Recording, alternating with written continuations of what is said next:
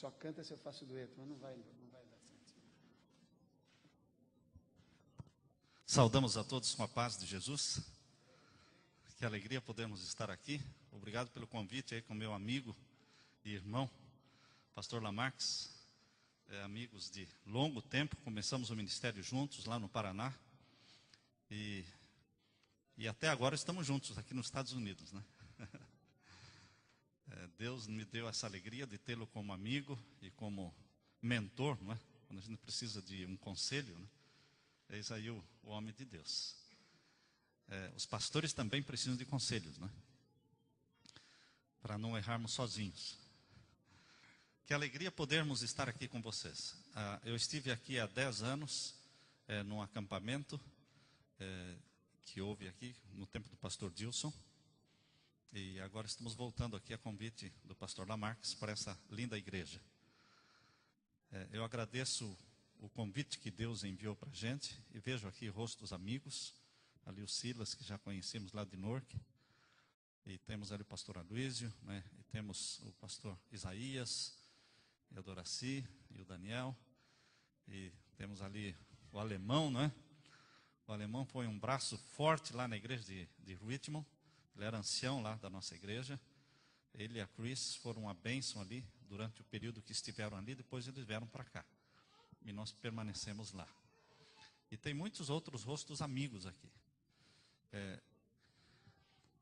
O assunto que o pastor Lamarques convidou para a gente apresentar aqui é um assunto que uma semana é pouco, entende? Logicamente um final de semana, só sexta e sábado, vai ser bastante exprimido. Então, eu não vou fazer aqui sermão. Quem está pensando em ver sermão de 30 minutos para ir embora, já pode ir embora, né? Porque não vão ser de 30 minutos. Não é sermão, é seminário. Nós queremos abrir no final para perguntas também. Só nas perguntas aí vão gastar, quem sabe, uns 20 a 25 minutos de perguntas, se existirem perguntas, não é? Nós queremos dar essa oportunidade para os irmãos perguntarem. Então, nós vamos começar apresentando hoje. Amanhã cedo vai ser um sermão mesmo, 7º milênio, é o sermão de amanhã. E amanhã à tarde, então, vai ser a continuação do seminário. Se você gosta de alimento sólido, se você gosta de alimento, comida pesada, comida realmente não para quem está começando na fé cristã, porque pode dar congestão, não é? Um alimento forte para quem está começando. Mas se você busca um alimento sólido da palavra, isto chama-se profecia. Profecia é um alimento sólido. Profecia produz reavivamento. Deus diz em sua palavra, não havendo profecia, o povo se corrompe. E se corrompe mesmo. A igreja adventista era mais reavivada quando estudava mais a profecia. Mas veio um período, algumas décadas, em que a profecia foi deixada de lado. E Apocalipse e Daniel, as profecias são pregadas, mas assim, bem esporadicamente. Mas quando vocês lembram, quando a igreja adventista começou, os evangelistas adventistas eram conhecidos por aqueles que montavam um palco assim, chegavam numa cidade, alugavam lá o maior cinema da cidade, o maior teatro da cidade, e montavam no palco assim, um zoológico, né? Todos os bichos do Daniel, né, das profecias de Daniel, os bichos do Apocalipse, e montavam assim tamanho real.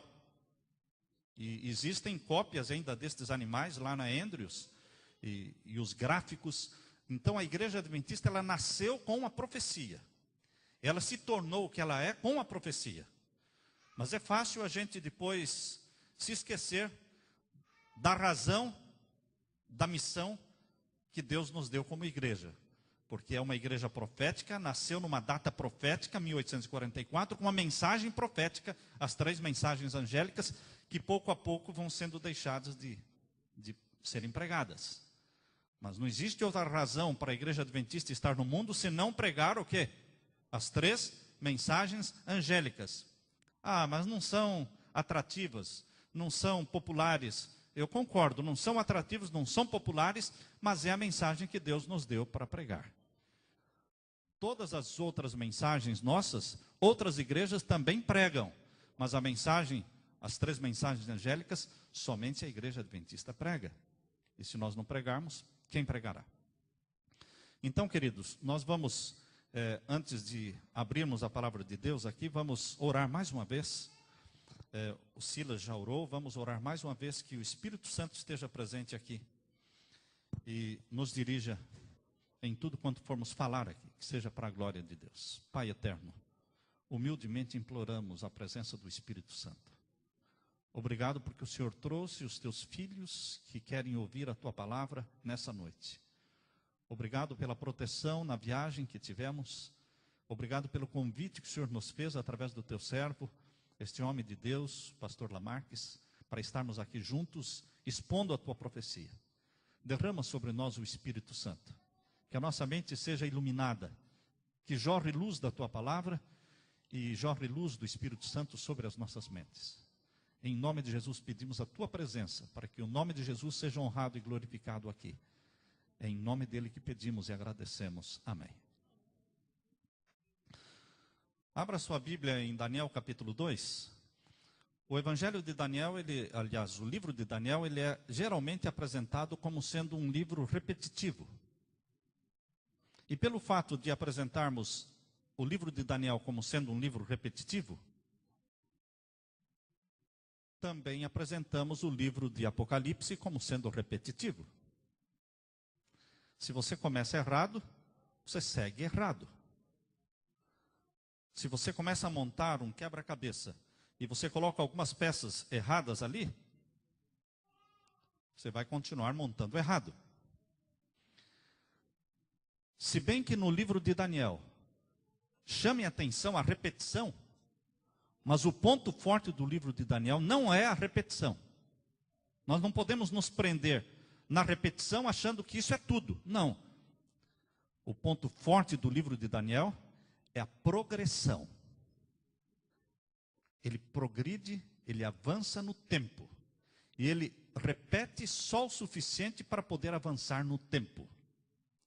Quando você abre a Bíblia em Daniel capítulo 2, você percebe que a profecia de Daniel capítulo 2, que é a imagem que Nabucodonosor viu no sonho, né, de cabeça de ouro, peito e braços de prata, quadril de bronze, pernas de ferro e os pés em par de ferro e em par de barro. Você percebe que esta profecia que começou com Babilônia, depois Medo-Pérsia, Grécia e Roma, termina a profecia em 476, com a dissolução do Império Romano e o surgimento das 10 nações da Europa. 476. Não mais do que isso.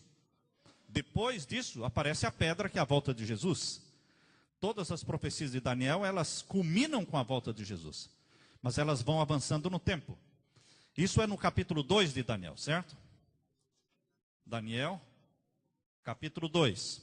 Agora, Daniel, capítulo 7, você percebe que eles repetem novamente os 4 impérios, o leão representando Babilônia, o urso representando a Medo-Pérsia, e o leopardo representando a Grécia, e o animal terrível representando, então, o Império Romano.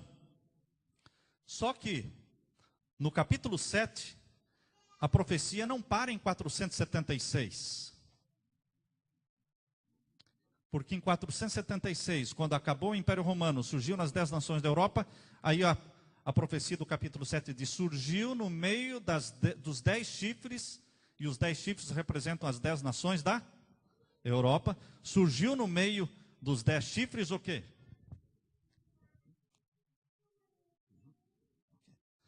Surgiu no meio dos 10 chifres uma ponta pequena. E para crescer e ser forte, ela teve que derrubar o quê?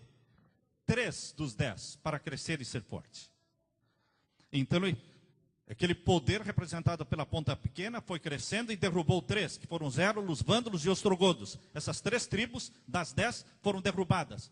Uma em 493, aliás, os Érulos, depois os Vândalos em 534 e finalmente os Ostrogodos em 538.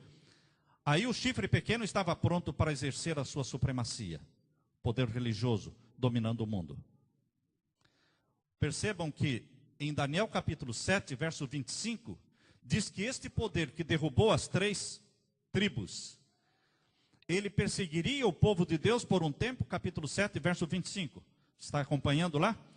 7, verso 25 diz, ele perseguiria o povo de Deus por um tempo, 2 tempos, metade de um tempo, que são 1260 anos. 1260 anos. 538 a 1798. Os 1260 anos de supremacia papal.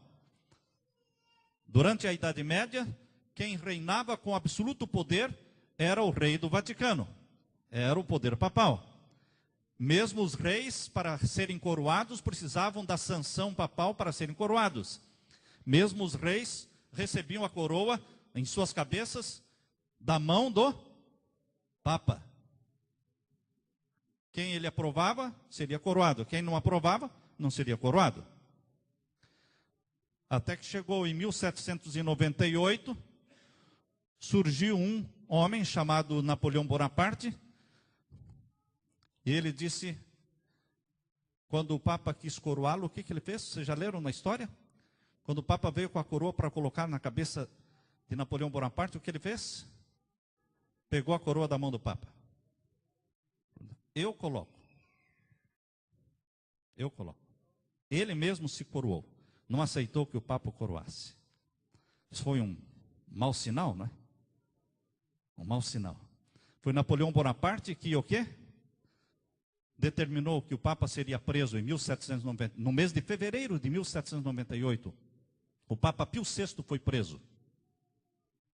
E ali acabaram os 1260 anos de supremacia papal, 538 a 1798.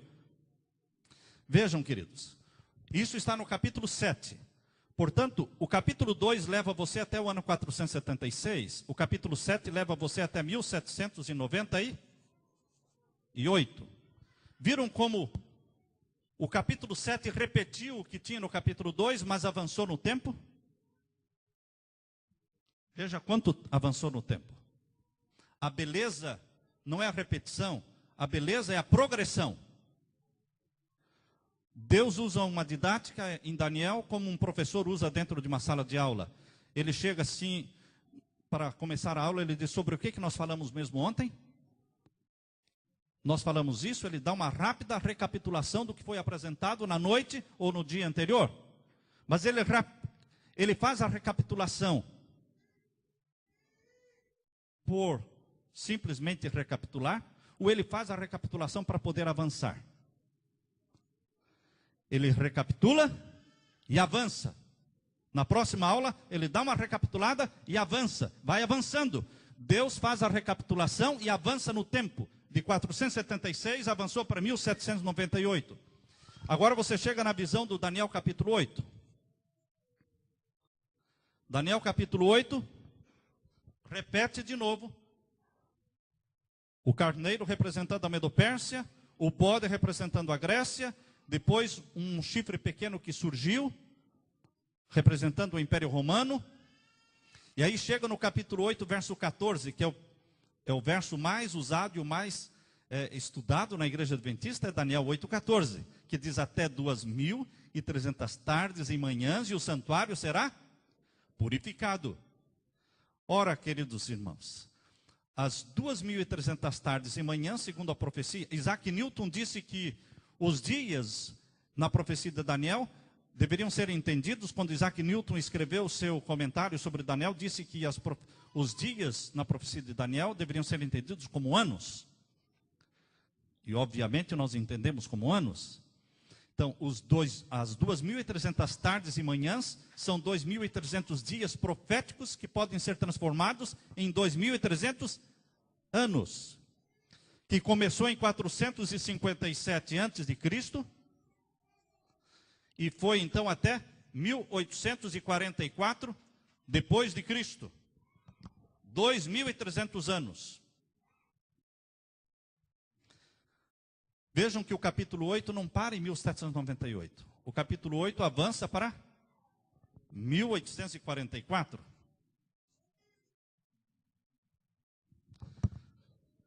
Aqui nós temos 3 blocos proféticos. E o último bloco profético de Daniel é o capítulo 10 e 11. O capítulo 10 é uma introdução somente, é um capítulo inteiro só para introduzir a visão, porque é a maior visão. A maior visão do livro de Daniel é do capítulo 11. E é o capítulo menos estudado na igreja. Quando eu fiz faculdade de teologia, eu fiquei contando os dias para ver o que o professor ia falar sobre o capítulo 11. Passaram-se 4 anos na faculdade de teologia e nenhum professor falou nada sobre o capítulo 11. Quando eu fiz o mestrado em teologia, eu fiquei pensando agora no mestrado eu quero ver o que eles vão ensinar sobre o capítulo 11 de Daniel. E o capítulo 12, porque é uma visão só, né?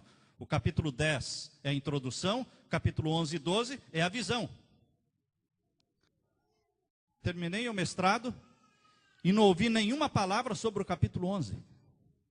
Falei, bom, então eu tenho que fazer o doutorado, não é? Para saber. Vim para Andrews, fizemos o doutorado na Andrews. Nunca ouvi uma sequer palavra sobre o capítulo 11 de Daniel. E é a maior visão de Daniel. O anjo diz que é uma visão longa, de uma guerra longa, para dias muito distantes. Queridos, seguindo a sequência, se o capítulo 2 leva você a 476, se o capítulo 7 leva você até 1798, se o capítulo 8 leva você até 1844, é de se esperar que a última visão, o último bloco profético de Daniel, capítulo 11 e 12, leva você até onde? Até o decreto dominical, perseguição do povo de Deus e a volta de Jesus, do capítulo 12, é o clímax do livro de Daniel, que fala sobre Miguel se levantando para libertar o seu povo. E Miguel se levantará, grande príncipe, para libertar o seu povo. E haverá um tempo de perseguição como nunca houve. E aí vem a ressurreição, enfim, são os sinais, os acontecimentos, o que? Da volta de Jesus. Essa é a profecia de Daniel. A profecia de Daniel, ela repete o suficiente para poder avançar. A beleza é a progressão no tempo. Então, queridos, nós dedicamos mais de 20 anos estudando o capítulo 11 e o capítulo 12 de Daniel. Aliás, todo o livro de Daniel, mas nos concentramos no capítulo 11 e 12 porque era a parte desconhecida para mim e desconhecida para a maioria. E graças a Deus, aquilo que nós vamos apresentar para vocês aqui é um pouco daquilo que Deus está nos ajudando a entender sobre o capítulo 11 e o capítulo 12 de Daniel, que só podem ser entendidos e estudados junto com o livro do Apocalipse, porque Daniel e Apocalipse são um só livro, falam dos mesmos assuntos. E Ellen White diz, deveriam até ser encadernados juntos, ela diz, porque falam do mesmo assunto. Vamos abrir a palavra de Deus então em Daniel capítulo 11. A primeira metade do capítulo 11, irmãos, ela não é difícil porque ela repete a história da Medopérsia, a guerra entre os reis da Medopérsia, depois o surgimento da Grécia, o surgimento de Roma, a morte de Jesus, não é? No verso 21 está a morte de Jesus, quando o príncipe do concerto foi morto. O príncipe do concerto é Jesus, o verso 21, capítulo 11, né? Essa parte não é difícil. A parte de Daniel, capítulo 11, que tem a ver com o tempo do fim, está a partir do verso 29.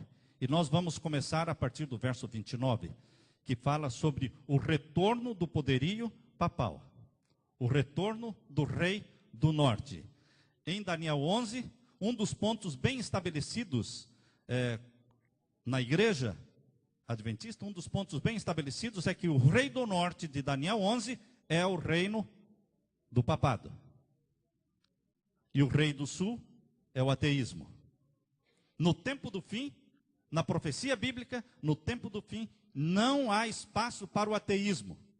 O ateísmo está caindo de moda. Não há espaço para o ateísmo. Porque a profecia mostra que no tempo do fim, o mundo todo estaria sendo envolvido por um manto de religiosidade. Hoje que eu estou dizendo, até os cientistas estão buscando algo sobrenatural. Todos estão buscando algo sobrenatural.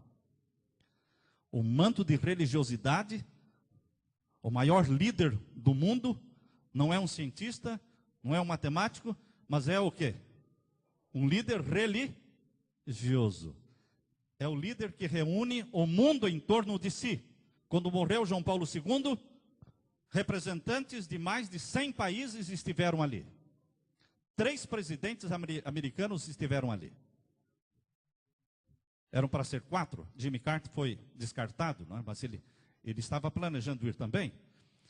Mas Bush pai, Bush filho e Clinton e a Condoleezza Rice, todos estiveram ali, diante do corpo de João Paulo II. Por que um líder religioso reúne o mundo todo em torno de si?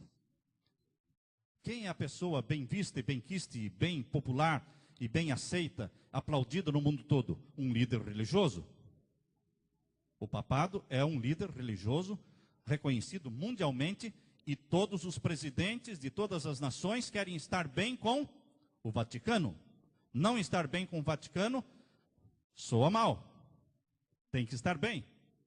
Provavelmente Obama, logo ele vai marcar o quê? Uma visita para, assim como fez Bush, assim como fez Clinton.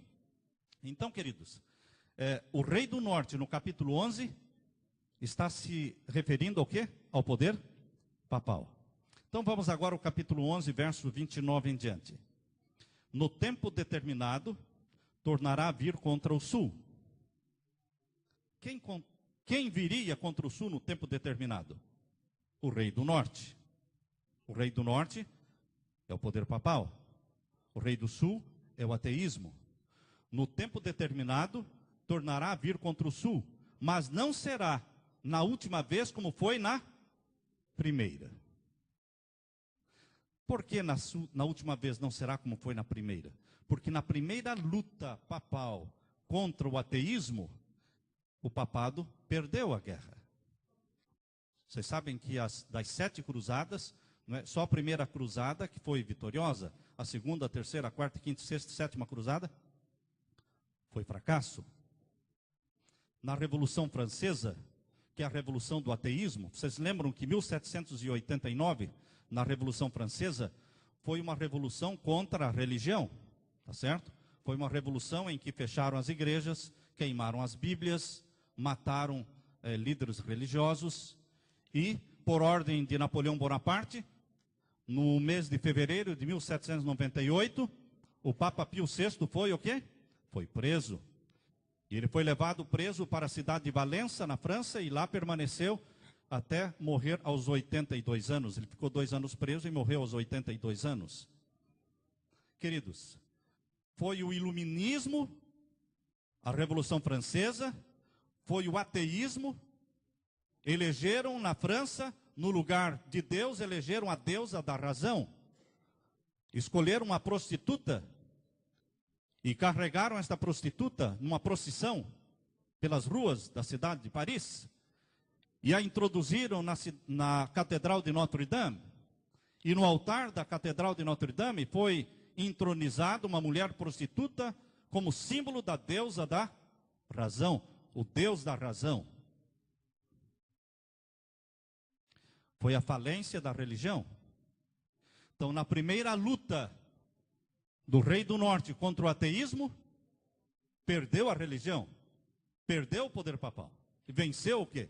O ateísmo.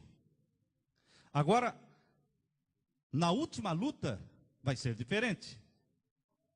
Tanto em Daniel capítulo 11, como em Apocalipse capítulo 13, vocês percebem que não há espaço para o ateísmo no tempo do fim. Todos os países, todas as nações da terra, todas estarão unidas por um laço espiritual, por um ecumenismo mundial. Não há espaço. Qualquer pessoa, qualquer país, qualquer poder que disser, não, eu não reconheço o líder mundial, ele estará correndo risco de vida, porque ele vai ser esmagado. Queridos, verso 29, leia de novo. No tempo determinado, tornará a vir contra o sul, mas não será na última vez como foi na primeira. A última batalha contra o ateísmo vai ser para arrasar o ateísmo e implantar no mundo um sistema religioso mundial, chamado ecumenismo mundial. Aí está o Concílio Mundial das Igrejas, reunindo ali centenas, estão mais de 300, 400 igrejas filiadas ali no Concílio Mundial das Igrejas, todas trabalhando para um ecumenismo mundial. Quando o Papa Bento XVI esteve aqui em Washington, no dia 16 e 17 de abril, vocês viram, vocês perceberam? Ok, obrigado.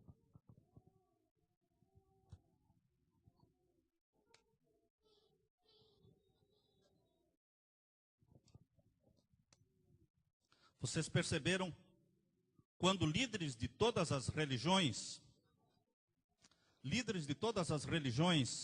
não cristãs, hinduísmo, budismo, islamismo, judaísmo, todas as religiões não cristãs, eles fizeram questão de ir à presença do Papa Bento XVI e oferecer para ele o quê?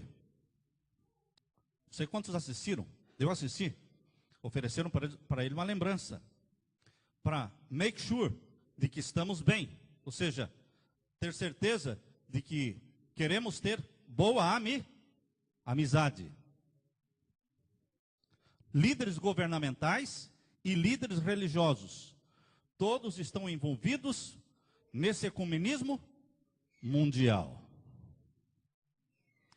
Não há espaço para o quê? Para o ateísmo, ou seja, não creio que existe Deus. Todos estarão envolvidos por um manto de religiosidade. Agora vejam o verso 31, irmãos. Verso 31. E sairão a ele, estão me acompanhando a leitura? Capítulo 11, verso 31 de Daniel. Sairão a ele uns braços. Ao rei do norte sairia o quê? Uns braços. Esses braços que sairiam do rei do norte, no livro Grande Conflito, Deus diz ali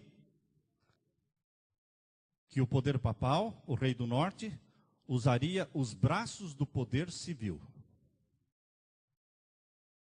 Quais são os braços que o poder papal usaria? No livro Grande Conflito, os braços do poder civil. Sairiam a ele uns braços. A mesma expressão no livro Grande Conflito. Ele usará os braços do poder civil. Para impor o quê? Para impor o domingo como um dia sagrado, como um dia compulsório, como um dia santo. Os braços do poder civil sairão a ele a uns braços que profanarão o quê? O santuário. Por que a profanação do santuário? O que tem a ver a profanação do santuário com o decreto dominical? Onde estavam os 10 mandamentos da lei de Deus? No santuário. A lei de Deus não estava no pátio, nem no lugar santo. A lei de Deus estava no lugar mais santo do santuário, que era o quê? O Santíssimo. À medida que você vai entrando no santuário, vai ficando cada vez mais santo, mais sério. O pátio todo mundo entrava. No lugar santo, só os sacerdotes entravam. No lugar santíssimo, os sacerdotes também não entravam. Só o sumo sacerdote entrava. E é lá que estava o quê? A arca do concerto com os 10 mandamentos, escritos pelo dedo de Deus em tábuas de pedra. Então, queridos, a coisa mais preciosa dentro do santuário era onde estava a arca, coberta com 2 querubins de ouro, representando o trono de Deus no céu, cercado pelos querubins. E a lei de Deus representa o caráter de Deus. Destruir o santuário é destruir a lei de Deus. Aquilo que está lá no mais íntimo do santuário, no lugar mais precioso e mais santo. Quando alguém anula a lei de Deus, quando alguém destrói o 7º dia da semana, o santo sábado do Senhor, o 4º mandamento da lei de Deus diz o quê? Lembra-te Êxodo capítulo 20, verso 8 a 11 diz: lembra-te do dia do sábado para o santificar. 6 dias trabalharás, farás toda a tua obra. Mas o 7º dia é o sábado do Senhor teu Deus. Nele não farás nenhuma obra. Por quê? Porque em 6 dias o Senhor fez os céus, a terra e o mar e tudo o que neles há. E ao 7º dia descansou. Portanto o Senhor abençoou e santificou o 7º dia, o sábado. Esse é o 4º mandamento da lei de Deus. Quando for imposto um dia sagrado no lugar do sábado, isso a nível governamental, federal, e vai se espalhar pelo mundo todo, esta será a anulação do santuário, será a destruição, será um ataque ao santuário, um ataque ao caráter de Deus. Porque o santuário representa o plano da salvação, e o plano da salvação não é só o sangue de Jesus para salvar. O sangue de Jesus Cristo para nos salvar é uma parte importante no plano da salvação, mas não é só o sangue de Jesus para nos salvar. É a obediência também o quê? A santa lei de Deus, os 10 mandamentos. No santuário não tinha só o sangue do cordeiro, no santuário também tinha a lei dos 10 mandamentos. Nós não podemos anular nem o sangue e nem podemos anular a lei. Você não precisa escolher, bom, você vai ficar com o sangue ou vai ficar com a lei? Não, você não vai escolher um ou outro. Você vai escolher o quê? Os dois. A pessoa, para se salvar, ela tem que passar pelo pátio do santuário onde estava o altar do sacrifício. Não há salvação para ninguém que não passe pelo pátio, o altar de sacrifício. O altar de sacrifício onde Jesus morreu foi o Monte do Calvário. Então você tem que passar pelo Monte do Calvário e receber o sangue de Jesus para perdão dos seus pecados. Mas se depois que você passa pela cruz de Cristo no Calvário e recebe o perdão dos seus pecados, se você continua vivendo na transgressão, vivendo no pecado, Jesus não vai salvar pessoas no pecado. Jesus Cristo salva as pessoas dos pecados. Jesus nunca salva as pessoas no pecado. Ele salva as pessoas do pecado. E pecado é transgressão da lei. 1 João capítulo 3, verso 4. Portanto, queridos, o plano da salvação não é escolher entre o sangue e a lei. Não, a salvação é o sangue de Jesus. Mas o sangue de Jesus produz filhos e filhas que têm prazer na obediência ao Pai Celestial. O sangue de Jesus produz filhos e filhas que têm alegria em obedecer os mandamentos do Pai. Os teus mandamentos estão no meu coração. Jesus dizia: os mandamentos do meu Pai, eu os obedeço. E aquele que me ama também guarda os mandamentos.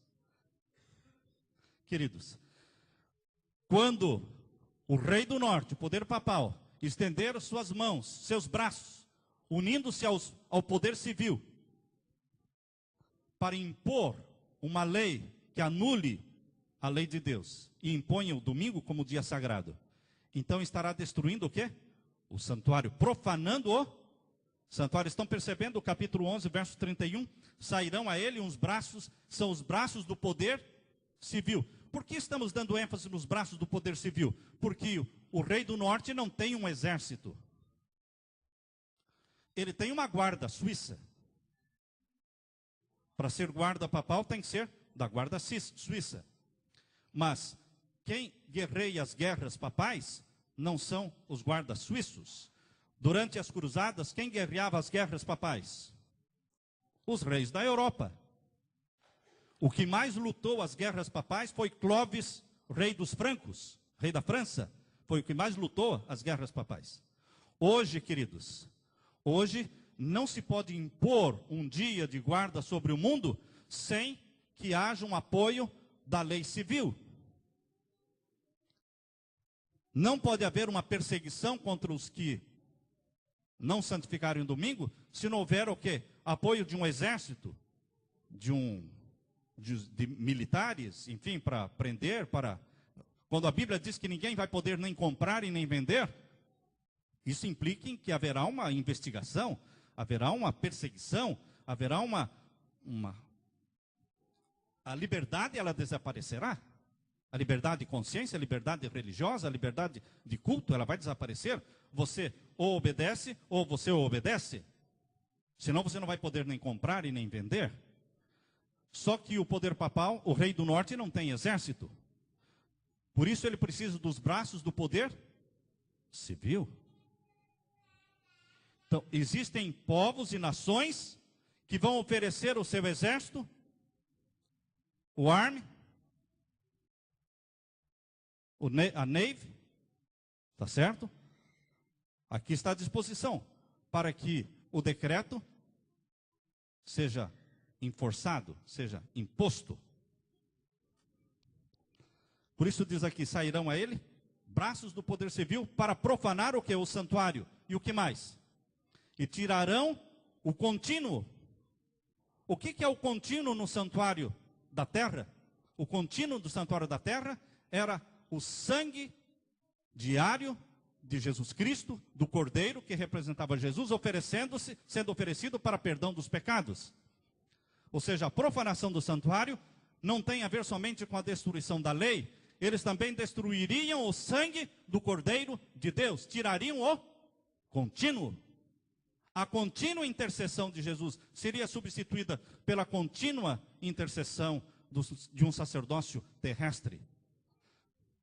Em vez das pessoas poderem ir a Deus e confessar os pecados, seria estabelecido um sacerdócio, uma confissão auricular, um sistema em que as pessoas vão a seres humanos que fumam e que bebem, pessoas que são pecaminosas, são pecadores, mas pensam ter o direito de absolver do pecado, pensam ter o direito de perdoar pecados. Quando Jesus Cristo disse, quando orardes, orareis assim, Pai nosso que estás nos céus, orar ao Pai. 1 João capítulo 1, verso 7 diz, se confessarmos os nossos pecados, Deus é fiel e justo para nos perdoar os pecados. Isto é Bíblia. Isso é a palavra de Deus. Porém, seria estabelecido na terra outro sistema para desviar as pessoas de Cristo, desviar as pessoas do sangue do Cordeiro que tira o pecado do mundo. A profanação do santuário não tem a ver somente com a destruição da lei, mas com a destruição também da contínua intercessão de Jesus. E aí diz o verso 31, ele profana o santuário, tira a contínua intercessão de Jesus e estabelece o quê? A abominação desoladora. A abominação desoladora, na Bíblia, é algo muito ruim. Abominação, não basta ser abominação, porque abominação já é um palavrão, não é? Abominação já é um palavrão. Mas além de falar abominação, fala também o quê? Desoladora. A abominação desoladora dos últimos dias. O que seria a abominação desoladora dos últimos dias?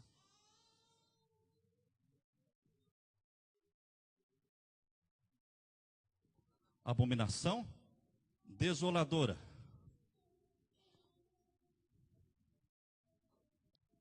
A Bíblia explica a Bíblia. Só vale a explicação que a Bíblia dá. Vamos ver como é que Jesus explicou a abominação desoladora? Mateus capítulo 24, verso 15. Mateus 24, verso 15 é Jesus quem está explicando o que é abominação desoladora. Mateus capítulo 24 e o verso 15. Abra sua Bíblia. Abra sua Bíblia e vamos ler Mateus capítulo 24 e o verso 15.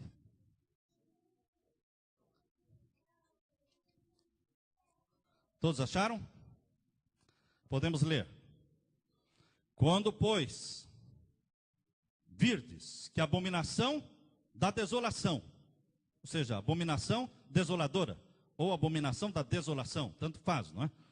Quando, pois, virdes que a abominação da desolação, de que falou o profeta Daniel, tem alguma dúvida aqui? Jesus está falando da abominação desoladora que está na profecia de Daniel. Quando vocês perceberem que essa abominação da desolação, da qual falou Daniel, está no lugar santo, quem lê, atenda.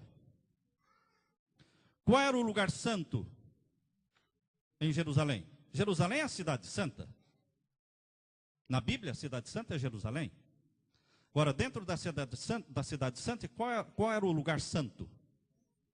Onde estava o quê? O templo, lugar santo. Queridos, Jesus Cristo disse, quando vocês verem que a abominação da desolação chegou no lugar santo, quem lê atenda. Verso 16, Então os que estiverem na Judéia fujam para os montes. E quem estiver sobre o telhado não desça tirar alguma coisa da sua casa. E quem estiver no campo não volte atrás a buscar os seus vestidos. Mas ai das grávidas e das que amamentarem naqueles dias. Orai para que a vossa fuga não seja nem no inverno e nem no sábado. Queridos, Jesus está falando aqui do quê? Destruição de Jerusalém, onde morreram mais de 1 milhão de judeus, morreram na destruição de Jerusalém. No ano 70, quando o general Tito, filho de Vespasiano, cercou Jerusalém, e Jerusalém foi destruída. Mas ele cercou 2 vezes. Primeiro ele cercou, e os cristãos pensaram, Jesus falou que quando virmos Jerusalém cercada é para fugir, mas fugir como? Se está cercada. Mas quando Deus manda, ele providencia um escape. Ele providencia um escape. Ele disse, quando vocês perceberem que Jerusalém está cercada, fujam. Mas fugir como? Era impossível. Estava cercada. Era fugir e morrer. Saiu para fora dos muros, morria. Porque Roma, o exército romano, fincou sua bandeira em terra santa e estava ali esperando para destruir a cidade. Mas, queridos, foi nesse tempo que Nero suicidou. Nero suicidou em 68, mais ou menos. O louco Nero, né? Aquele que botou fogo em Roma. E aí, Vespasiano, o pai de Tito, estava em Roma para se proclamar o próximo imperador, mas ele teve problemas. Ele mandou a mensagem, volta, que eu tenho que me tornar imperador, mas não está dando. Então ele tirou o cerco de Jerusalém e fez caminho de volta para Roma, para ajudar o pai Vespasiano a se tornar o quê? Imperador. Só que os sucessores de Nero foram 2, que foram poucos meses como imperadores e foram derrubados. No caminho veio a mensagem, não precisa vir mais, já fui feito imperador. Aí Tito voltou de novo para Jerusalém com o exército. E aí cercou a cidade de Jerusalém pela 2ª vez. Mas quantos cristãos existiam dentro da cidade de Jerusalém nesse segundo cerco? Nenhum. Todos tinham sido obedientes à voz de Jesus, dizendo, quando verem Jerusalém cercada, fujam. E eles fugiram porque Deus abre uma porta para você fugir. Queridos, quando sair o decreto dominical, fujam. Muitas pessoas me perguntam, fugir como? Se eu espero sair o decreto. Leia a Bíblia. É a mesma pergunta. Fugir como se Jerusalém está cercada? Queridos, quando sair o decreto dominical, é o sinal para abandonar as cidades, ir para os campos. Agora, como? Deus vai providenciar uma porta. O sinal é esse. A abominação da desolação na Bíblia tem a ver com Roma. Sempre. A abominação da desolação sempre tem a ver com Roma. Roma no cerco de Jerusalém e Roma no cerco do povo de Deus. Jerusalém foi cercada e o povo de Deus vai ser cercado. Naquele tempo era Roma imperial. Hoje é Roma papal, mas sempre Roma. Roma domina o mundo desde o ano 168 antes de Cristo. Foi quando Roma dominou o Império Grego e passou então a dominar o mundo. 168 antes de Cristo até hoje Roma domina o mundo. Você pode dizer, pastor Samuel, você tem certeza? Porque quem domina o mundo é a Casa Branca. É a Casa Branca que domina o mundo? Ou a Casa Branca... Aliás, queridos, o presidente dos Estados Unidos, ele não faz aquilo que ele quer. Ele não pode fazer o que ele quer. Ele faz aquilo que é mandado fazer. As pessoas perguntam, será que o Bush não vê que isso aí não vai dar certo? Ele vê, lógico que ele vê, mas está sendo mandado. Será que o Bush não vê que ele vai quebrar a economia do país? Lógico que ele vê. Mas o plano é quebrar a economia do país. Para implantar a nova ordem mundial, irmãos, para se implantar o sistema novo de governo, que se chama nova ordem mundial, tem que quebrar a economia para justificar um outro sistema de governo. Se um sistema está funcionando bem, não é aquele provérbio em português, se a máquina funciona, para que consertar? Se esse sistema está funcionando bem, para que outro? Então, o governo Bush foi incumbido de quebrar o sistema. Quebrar a economia do país. Isso está na cara, está visível. Mas para quê? Para preparar o caminho para um novo sistema de governo, que se chama Nova Ordem Mundial. O primeiro-ministro da Inglaterra falou sobre a Nova Ordem Mundial. Aquele espanhol que é representante também das organizações mundiais, não me lembro o nome dele, também falou da Nova Ordem Mundial. Malachi Martin, um jesuíta, escreveu um livro de 600 páginas sobre uma biografia sobre João Paulo II, The Key of this Blood, a chave deste sangue. Ele fala abundantemente sobre a nova ordem mundial. Nós estamos caminhando para a implantação da nova ordem mundial. Quando eles dividirão o mundo em 10 blocos, dos quais Estados Unidos, México e Canadá formarão a NAFTA. A NAFTA é o bloco número 1 mais poderoso do mundo. NAFTA. A NAFTA foi criada por Clinton. E ela existe. Está sendo implantada gradualmente. Assim como foi criado a Comunidade Europeia, assim como está sendo criado também o bloco sul-americano, com a liderança do Brasil. Por isso o Brasil está melhorando um pouco para poder ser o líder dos outros. O Banco Central cuida disso. O Banco Central lá cuida disso. O Federal Reserve Bank cuida disso aqui nos Estados Unidos. Os bancos centrais mundiais trabalham ou para ajudar ou para atrapalhar, não é? Quando as coisas estão indo muito bem, eles fazem para quebrar a economia. E os países que estão fracos demais, eles trabalham. Existe um poder que comanda os bancos centrais mundiais. Os bancos centrais não pertencem ao governo dos países. O Federal Reserve Bank não pertence ao governo dos Estados Unidos da América do Norte. Assim como o Banco Central do Brasil também não pertence ao Brasil. Os bancos centrais foi um sistema muito bem bolado, esperto. E que todo mundo pensa que o Banco Central do país dele é do governo. Não, irmãos, não é do governo. Existem bancos centrais que têm parceria do governo. E outros bancos centrais que não têm nenhuma parceria do governo, como é o caso dos Estados Unidos. Tem nenhuma parceria. Outros países têm alguma parceria. Mas sempre são bancos privados que comandam.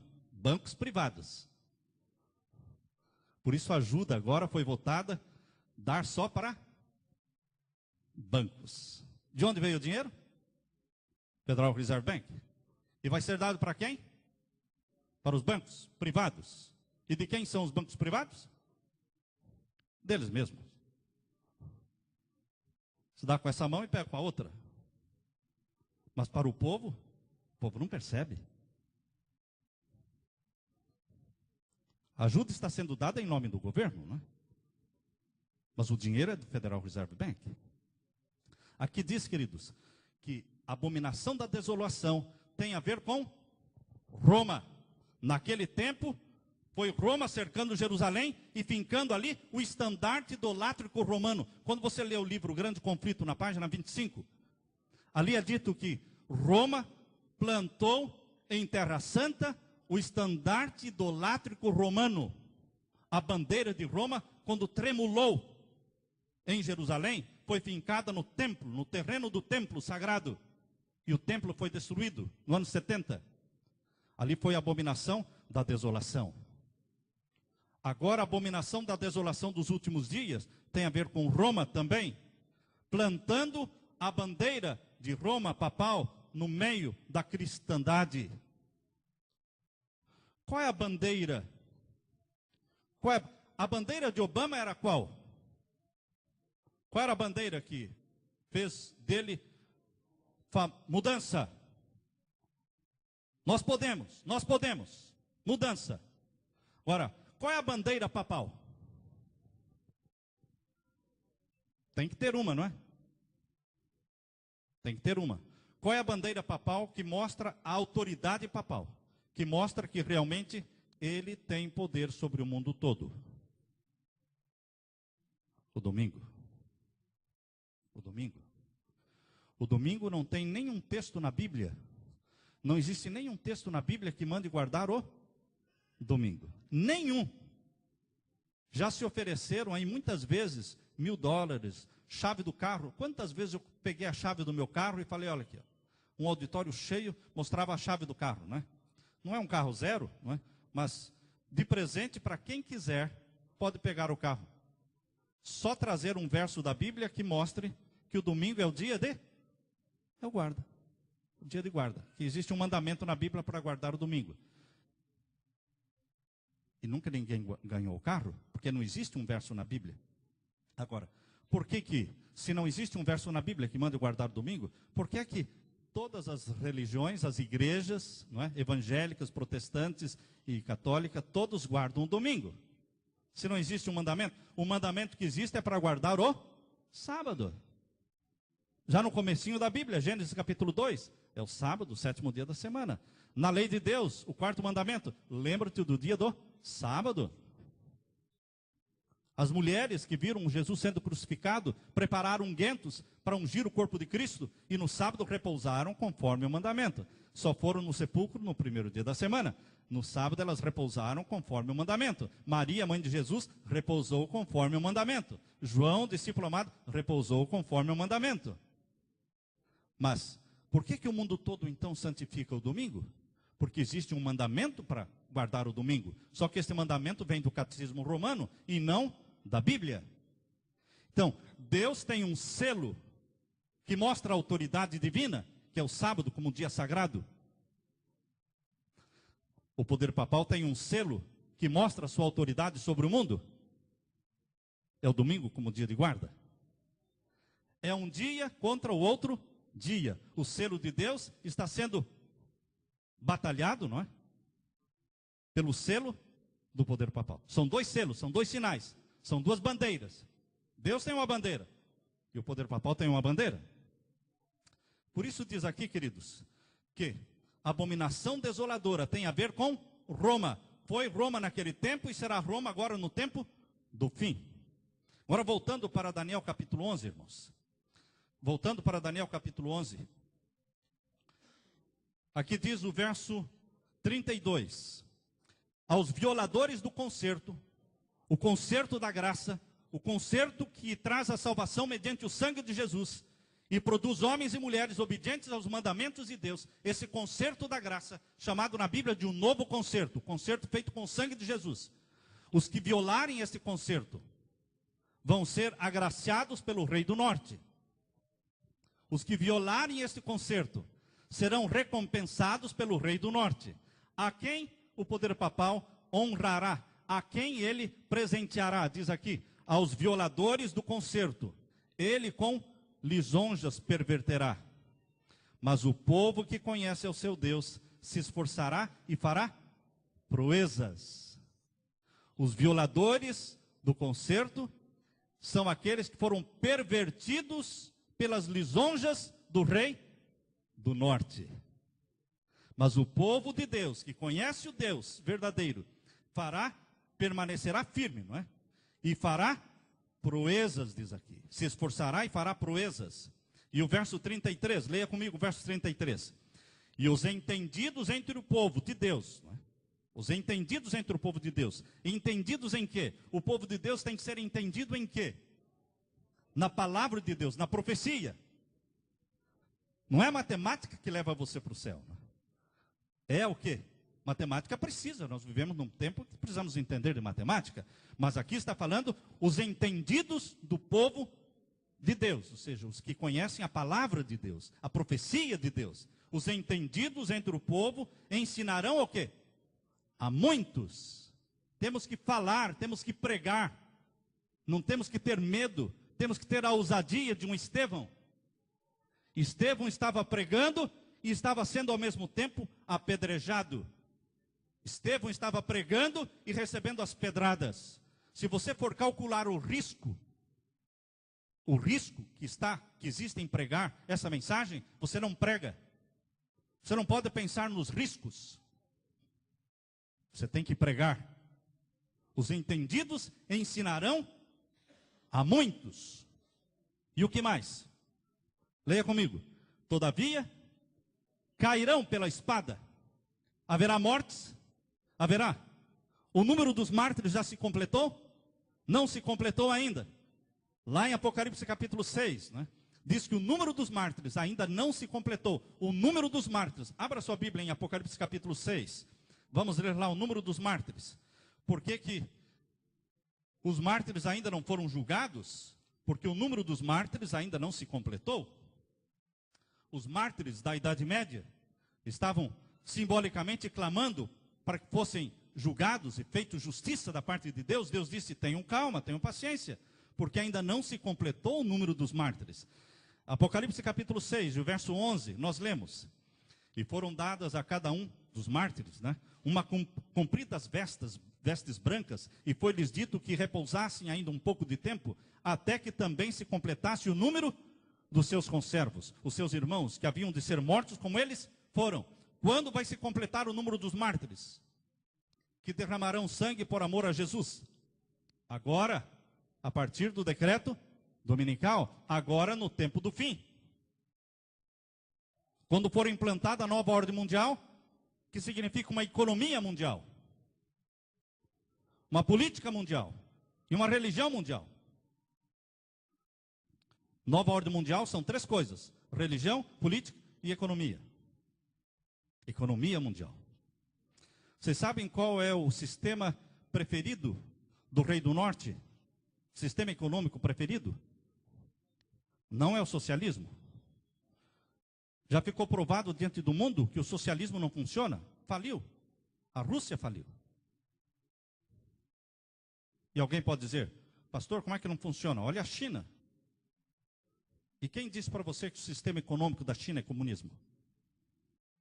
O sistema de governo é comunismo, mas o sistema econômico da China não é comunismo. Então qual é o sistema econômico da China? O mesmo do Japão. Qual é o sistema econômico do Japão? O mesmo que funcionou na Alemanha, no nazismo. A Alemanha no nazismo funcionou muito bem, não é? A Alemanha se tornou um poder, porque o sistema econômico era fascismo. O poder, o tipo econômico, existem três tipos econômicos mais famosos no mundo, que é o socialismo, o comunismo e o fascismo. Aliás, o socialismo, que é o comunismo mesmo, é o capitalismo e o fascismo. Queridos, se vocês lerem aquele livro de Malachi Martin, jesuíta, que escreveu sobre Papa João Paulo II, ele diz assim: o Papa João Paulo II começou o último jogo do século. Começou o último jogo do século, que é o jogo entre comunismo, capitalismo e romanismo. Esse é o último jogo do século. E ele diz assim: o comunismo vai cair. E já caiu. O capitalismo também vai cair. E já caiu. Não existe mais capitalismo americano. Sem ninguém perceber, mudou o sistema econômico desse país e as pessoas não perceberam. Não existe mais capitalismo americano. Qual a diferença entre comunismo, capitalismo e fascismo? Comunismo é que o governo é dono dos meios de produção e regula tudo. E é o dono dos meios de produção. Isso leva à falência. Porque o ser humano não tem incentivo para trabalhar se ele não é dono, não é? Agora, qual é o sistema capitalista? É onde a empresa privada, o dono privado, ele é o dono dos meios de produção. Ele decide o que ele vai fabricar, por quanto vender e quanto ele vai fabricar. Ele decide. Agora, qual é o sistema fascista? O fascismo é o meio termo. O meio de produção continua pertencendo ao dono privado, empresa privada. Mas é o governo quem decide quanto produzir e por quanto vender. E quantas pessoas vão produzir o mesmo objeto. Esse é o sistema fascista e esse é o sistema que está sendo implantado hoje, em 2008, nos Estados Unidos da América do Norte. Quando o governo está comprando o quê? Ações em quase todos os bancos, se tornando parceiro dos bancos e das empresas. Todas as empresas, instituições financeiras ou fábricas de automóveis, todos que recebem auxílio do governo, o governo está se tornando o quê? Dono também. Para poder ditar o quê? Quanto fazer, por quanto vender e quantas pessoas vão fabricar a mesma coisa. Esse é o sistema da China. O sistema do governo é comunista, mas o sistema econômico da China é fascista. O do Japão é fascista. Esse é o sistema preferido, sistema econômico preferido pelo Vaticano. E é isso que está sendo implantado nos Estados Unidos, com a ajuda de quem? Do Federal Reserve Bank. Voltando então agora, irmãos, para Daniel capítulo 11, vamos terminar logo, para dar oportunidade para perguntas. Mas Daniel capítulo 11, nós vamos parar aqui nos próximos versos. Verso 33 diz que muitos dos filhos de Deus cairão, porque ensinam a palavra de Deus, ensinam a profecia, por isso cairão o quê? Verso 33 nós estamos lendo. Cairão pela espada, pelo fogo, pelo cativeiro e pelo roubo. O povo de Deus será roubado, será morto, será queimado. O que aconteceu para os filhos de Deus durante a Idade Média, aquilo que aconteceu no Coliseu Romano, o povo de Deus sendo jogado para as feras comerem, foi porque eles não queimavam incenso para o imperador, eles adoravam só a Deus. A destruição de povos como os albigenses, valdenses, huguenotes, foi porque eles distribuíam a Bíblia, pregavam a Bíblia. Queridos, a perseguição vai voltar a existir. A abominação da desolação vai se levantar de novo e o povo de Deus será cercado. Alguns morrerão como mártires, nem todos, mas alguns ainda morrerão como mártires. E o verso 34, leia comigo o verso 34. E caindo eles, serão ajudados com pequeno socorro, mas muitos se ajuntarão a eles com lisonjas. Muitos se ajuntarão com lisonjas, cercando-se, indo ao lado dos filhos de Deus, tentando pervertê-los, fazê-los mudarem de ideia, fazê-los entrarem para o Concílio Mundial das Igrejas, convencendo-os de se unirem ao ecumenismo mundial. O ecumenismo mundial tem um propósito. O ecumenismo mundial é uma via única, de mão única. Ela só vai. E ela vai direto para Roma. O ecumenismo mundial, promovido pelo Concílio Mundial das Igrejas, é uma via única. Só vai numa direção. Roma, Roma. Todo mundo para Roma. Submissão a Roma. Os jesuítas nunca perderam as esperanças de colocar o mundo todo sob os pés do poder papal.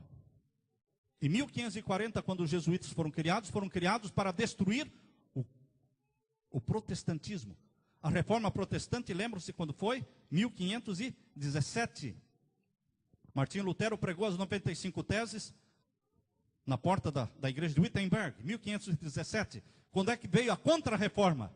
1540, quando nasceu uma ordem secreta, chamada Ordem Secreta dos Jesuítas, Companhia de Jesus. Com um propósito em mente, destruir o protestantismo. Destruir o protestantismo. Se você ler Se você ler os estatutos dos jesuítas, eu tenho tudo isso e já li também. Ali menciona, faça pacto com os budistas, faça acordo com os islâmicos, faça acordo com o hinduísmo, mas não faça acordo com os protestantes. Morte aos hereges.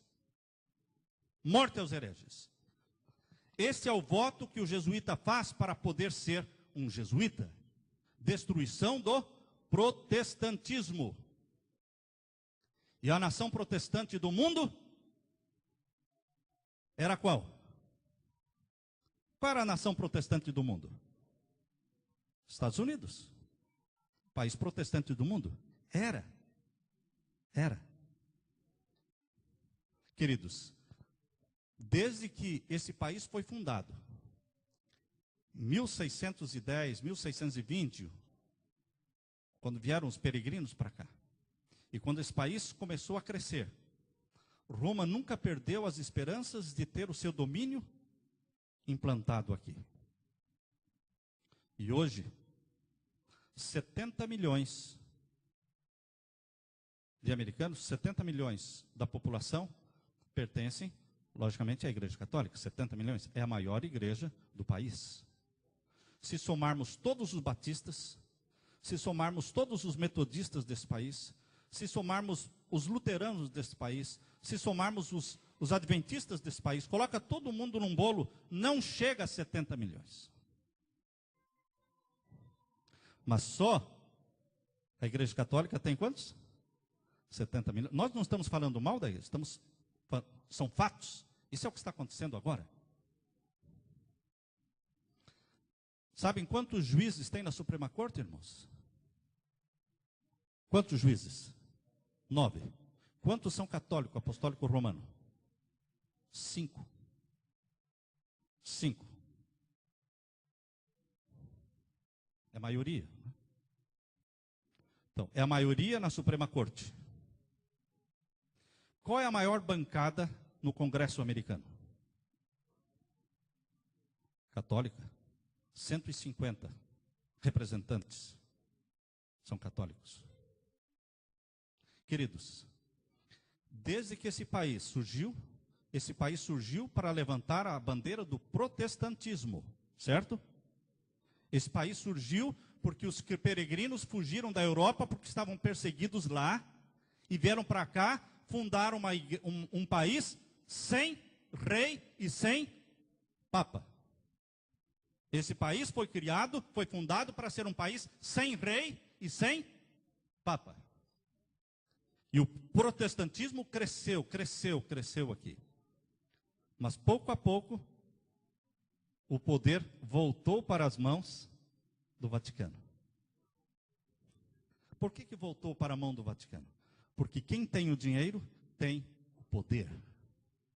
E quem tem o dinheiro é o Vaticano. O Federal Reserve Bank pertence ao Vaticano. O Federal Reserve Bank foi fundado pela família Rothschild. A família Rothschild, ela se tornou... eles conseguiram o controle do Banco da Inglaterra, irmãos. Foi em 1815. Em 1815, a família Rothschild conseguiu o controle do Banco da Inglaterra. Na Batalha de Waterloo. O que foi essa Batalha de Waterloo? A Batalha de Waterloo tinha um representante da família Rothschild em Paris, outro representante, eram 5 irmãos, né? Em Paris tinha um representante, em Londres tinha um. E a guerra era entre França e Inglaterra. Quem ganhasse a guerra, o golpe seria o mesmo. Seria o mesmo. Quando Napoleão Bonaparte perdeu a guerra de Waterloo, Nathan Mayer Rothschild, que estava em Londres, espalhou a notícia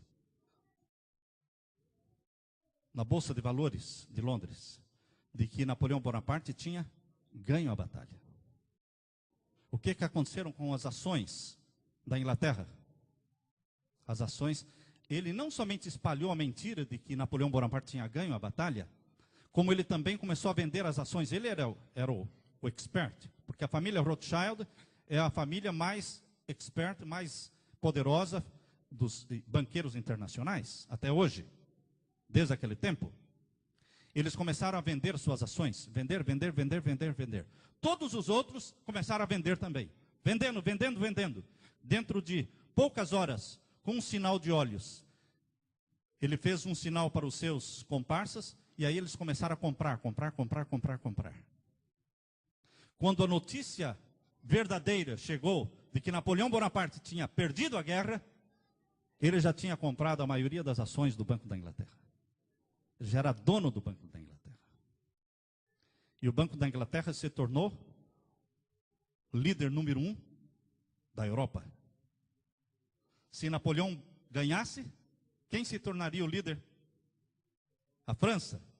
Mas lá tinha também um representante, outro irmão, Rothschild, para fazer o mesmo trabalho. E queridos, desde 1815, no ano de 1823,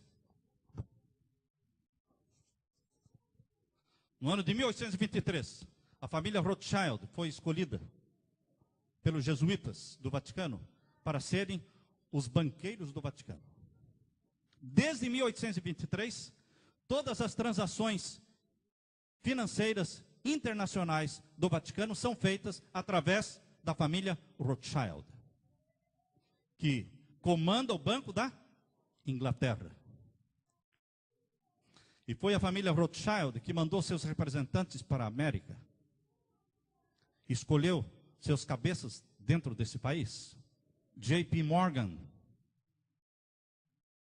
era um agente da família Rothschild, que também era um agente dos jesuítas. J.P. Morgan, que fundou Chase Morgan Bank. Rockefeller. Esses dois nomes, Rockefeller e Morgan, eles foram os principais homens para estabelecerem o poderio jesuíta dentro dos Estados Unidos. Não se fala do Vaticano, não se fala dos jesuítas, mas são instituições jesuítas. Assim como eles dominaram a Inglaterra, implantaram aqui em 1913. Em 1913, implantaram o Federal Reserve Bank. No dia 22 de dezembro de 1913, foi aprovado pelo governo dos Estados Unidos a implantação do Federal Reserve Bank. Outros presidentes já tinham morrido nesse país por negarem, não aprovarem o estabelecimento de um banco central nesse país. Abraham Lincoln, ele foi morto em 1865 porque ele recusou um banco central nos Estados Unidos. Mas em 1913, eles conseguiram implantar o Banco Central. Outro nome, para que ninguém desconfiasse, escolheram outro nome. Qual outro nome? Tudo que é federal parece que é do governo, não é? Mas nem tudo que brilha é ouro. Federal Reserve Bank. Ninguém desconfia. Todos acham que é do governo, porque é federal.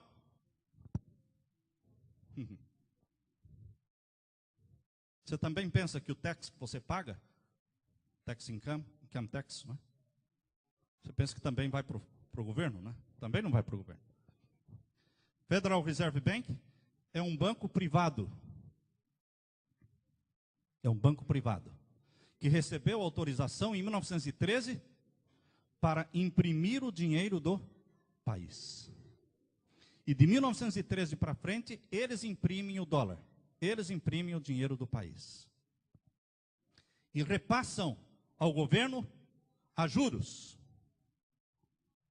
Cada dólar impresso custa 4 centavos. 4 centavos. Isso é a despesa. E os juros.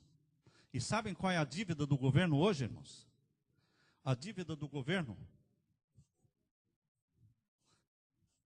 59 trilhões. Agora, com esse empréstimo de 850, logicamente foi para 60 trilhões de dólares. É uma dívida impagável. Essa dívida é a dívida do governo, mais a dívida do Social Security, mais a dívida do Medicare, mais a dívida do Medicaid. Somando Medicaid, Medicare e Social Security, mais a dívida do governo, chega a 60 trilhões de dólares. Em 1913, quanto que o governo dos Estados Unidos devia? Nada. E eles mesmos imprimiam o seu dinheiro. Por que eu vou pedir para você imprimir o dinheiro para mim e pegar o dinheiro com você a juros, sendo que eu posso imprimir o dinheiro do meu país? Perceberam o que aconteceu? Kennedy decidiu quebrar esse monopólio em 1963. Kennedy decidiu quebrar esse monopólio. Não mais vamos pegar dinheiro do Federal Reserve Bank. Nós, como nação, vamos imprimir o nosso próprio dinheiro. E assinou uma ordem, irmãos. Assinou uma ordem, que é a ordem 10.111. Essa ordem foi assinada quebrando o monopólio do Federal Reserve Bank. 6 meses depois, ele estava morto. Morreu no mesmo ano. Ele assinou isso aqui em fevereiro. Um pouco mais, 6 meses depois, ele morreu no dia 22 de novembro de 1963. Queridos, é uma mina de dinheiro o Federal Reserve Bank, porque eles fabricam todo o dinheiro que eles quiserem fabricar. Eles emprestaram 850 bilhões de dólares, mas poderia ser 2 trilhões, não faz diferença. Só leva um pouquinho mais de tempo para imprimir o papel. Não precisa ter lastro em ouro. Você sabe que o Federal Reserve Bank não precisa ter lastro em ouro. Eles desvincularam isso. Queridos, esse é um sistema que foi implantado aqui, e através do Federal Reserve Bank eles controlam todos os bancos centrais mundiais. Só existem 5 países que não têm banco central: Irã, Cuba, não precisa ter mesmo, né? Coreia do Norte, Líbia. Esses países não têm banco central. Mas todos os outros têm banco central. E todos os bancos centrais seguem a mesma orientação, que vem dos Estados Unidos, Federal Reserve Bank. E o Federal Reserve Bank não pode ser investigado pelo governo, não presta as contas para o governo dos Estados Unidos, só presta contas ao Banco da Inglaterra.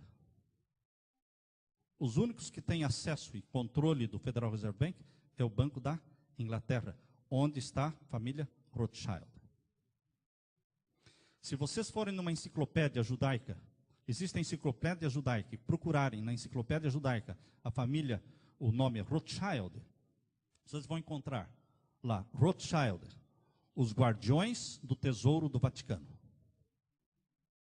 Quem são os Rothschilds? Os guardiões do tesouro do Vaticano.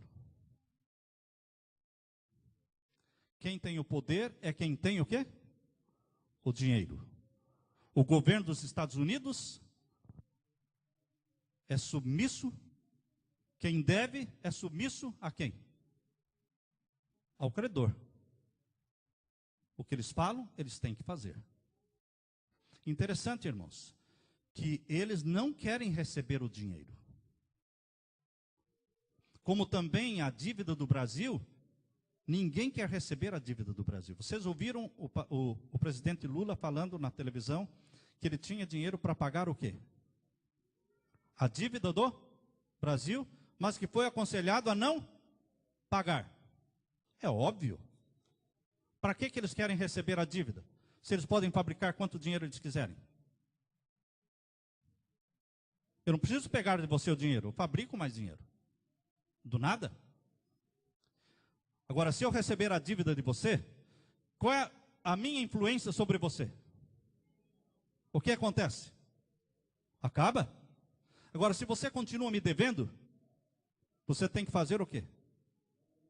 O que eu mando. Por isso, aconselharam o Lula a não pagar a dívida, para eles continuarem o quê? Mandando, tendo poder sobre o país. O Federal Reserve Bank não quer receber a dívida, irmãos. Eles só querem continuar mandando o poder na mão. Existem uma dezena de livros que falam sobre isso. Tá? Existem muitos livros aqui em inglês que falam sobre esse assunto. Mas, queridos, terminando então agora. Aqui diz que o povo de Deus seria cercado, o rei do norte dominaria ao ponto de ninguém poder suster numa posição contrária ao governo de Roma.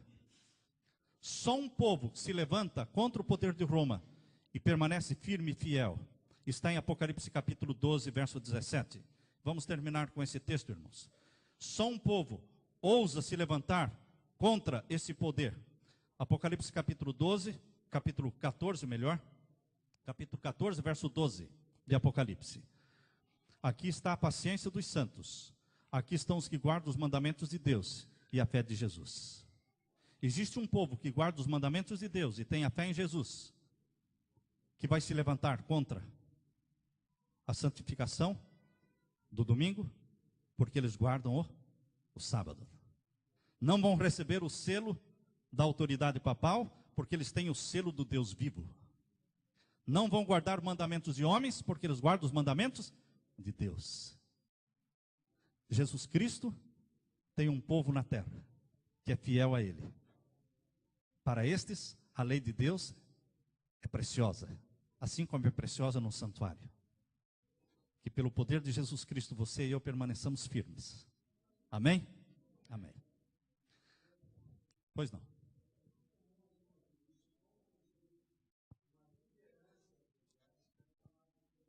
Certo. Muito bom.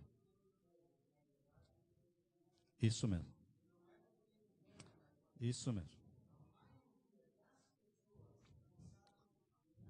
É verdade. Amém. Amém. Amém. É bom mencionar. Nós sabemos que a maioria dos salvos está nas igrejas protestantes e católicas. Nós não cremos que os salvos estão na igreja adventista. Vamos ter salvos também na igreja adventista, certo? Melhorou assim, não é? Melhorou. Vamos ter também pessoas salvas na igreja adventista? Também, irmãos. Mas a maioria está fora, porque a gente o quê? Sincera. Assim como existe gente sincera lá fora, existe gente sincera aqui dentro também. Mas a maioria está lá. O que nós estamos mencionando aqui é o poder mundial, representado pelo líder do Vaticano, como ele chegou ao poder e como realmente vai continuar no poder por um período de tempo. Mas, queridos, existem milhões e milhões de católicos sinceros, pessoas fiéis a Deus, como também batistas, metodistas, e budistas, islâmicos, pessoas são sinceras. Mas a profecia, ela não está falando mal das pessoas, está mostrando o quê? O poder. É a instituição. Mas não, as pessoas precisamos amar e orarmos uns pelos outros, porque somos irmãos. E nós queremos viver no céu, onde Deus é o rei do universo. Não é? Então, nenhuma ofensa e nenhuma crítica às pessoas pelas quais Jesus morreu. Nós devemos amá-las. Mais alguma pergunta? Pois não.